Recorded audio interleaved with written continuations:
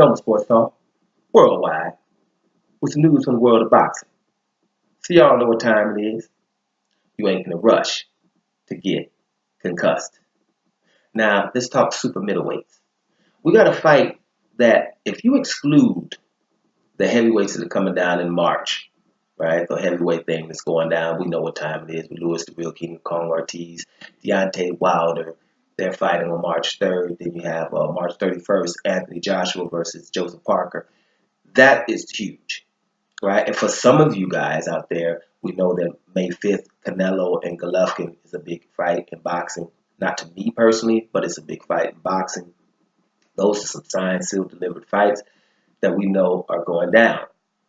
Do not let this one go under the radar, this super middleweight fight versus George Groves, right? WBA super middleweight champion, and he's super champion, the real champion from WBA, versus IBO champion, and that's not real, and that's Chris Eubank Jr. All right, that fight is going to be massive in England. I think it's going to fill up the stadium. Right, tickets are sold out. That's a huge fight. And it's not only big in England, it's a big fight. People know that George Groves is pretty good, right? He's only lost to Badu Jack, which you can lose to, and Carl Froch, who's a bona fide legend. He's going to be a Hall of Famer. Carl Froch was probably the second or third best super middleweight in his day. It was only Andre Ward that bested him. And maybe, I think, Michael Kessler once, but he's revenge doubles. So Carl Froch is the goods. You can lose to him. So George Groves has lost to only elite fighters, or very, very good, depending on how you judge people, right? So George Groves is the good, and he's naturally bigger than Chris Eubank Jr. Chris Eubank Jr. can fight at 160 at middleweight. He's only up here at 168 so he can get in this tournament, right? And Chris Eubank Jr. wants to win this tournament at the super middleweight, and he said next year they have him one at middleweight. He wants to go down in weight and enter that tournament. So he has aspirations. I mean, guys, I think Chris Eubank Jr. is the goods. And I've said this on many occasions. You're going to have to be super great to beat him. Right? This is all it is, because he's not going to get tired. He's not going to not let his hands go like he did in that first Billy Joe Saunders fight, because he had never won 12 rounds before and he was trying to pace himself. That's not happening anymore. Right? And Billy Joe Saunders is the goods. He beat him a couple of years back. I don't know if he could do it now, but he did it already. That's one of Billy Joe Saunders' best wins. So this fight is going to be great, and it's coming on February 17th. We'll be ready for it. We're going to talk more about it as it's getting closer, right? Because George Groves, basically, he feels that he's bigger than the guy, and Chris Eubank is not going to be able to step up and beat him and compete, right? He thinks he's bigger. Chris Eubank Jr., we know what he thinks. He saw fear in George Groves' eyes, and he thinks he's going to take care of him, and he's and sparring that they used to have. Chris Eubank Jr. thinks, think from hearing what, when you hear things, I think Chris Eubank Jr. got the best of that sparring back in the day, from what you hear. So they're both supremely confident. They're coming off of both extremely good wins. That Chris Eubank Jr. win against Yildirim, I told you guys back then, I don't see nobody else doing Yildirim like that. Can't wait till he fights again. See somebody else do Yildirim like Chris Eubank Jr. did it.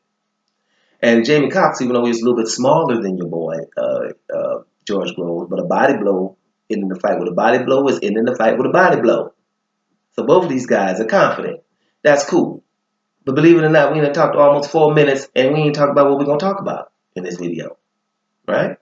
What we're talking about is drug cheats. George Groves, and I commend him for it, is also, just like his countryman Tony Bellew, saying drug cheats need to be banned for life. Now, I agree with them to a certain extent, right? Depending on, the severity of the case. But they should be. This is a contact sport, and he's thinking these guys are being rewarded, just like Tony Bellew was saying. In the heavyweights, we're looking for 2 big fights coming up with drug cheats that have just bypassed them, that, got caught and just came up the ranks and bypassed all the people that weren't doped.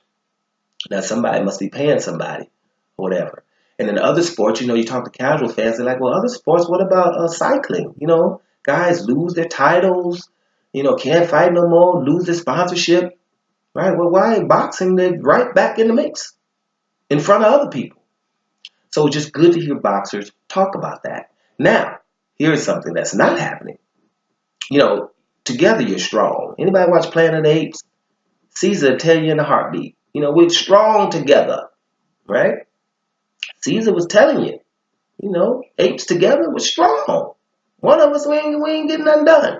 Or two of us, right? So put those twigs together, guys. All of the boxers get out there and get outraged about it, and then you can change something. But if it's isolated boxers, like one or two, no one's listening. Because sanctioned bodies and getting paid from promoters. Why do you think Povetkin's right back in the mix? Do you think somebody didn't pay somebody? We don't know, but why would he? You know, why? Okay? Mandatories for everybody. A year and a half after these transgressions, you ain't fooling nobody. Okay? Somebody's doing something. And there needs to be some kind of governing body over all of this stuff.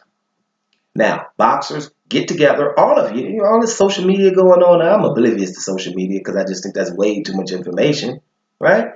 But people that are not oblivious to social media, which means all the rest of y'all, 98% of the population, if you're on social media talking about everything else, talk about that. All boxers get together now and say, hey, we don't want everybody to be dope. And we're going to stop it right now. And then everybody will listen. That's probably how simple it is. Why is that not happening? Probably because a whole lot of them ain't trying to get off the sauce. Let's see what happens, but we're commending George Groves in this video. Keep saying it. Get a little bit louder, George Groves. Yes, you're right. Boxers should be banned for life if they're doping because people can get hurt and killed.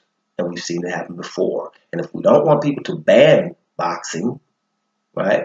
We don't want them to ban boxing because of things that can happen. Then maybe we have to do something about that doping.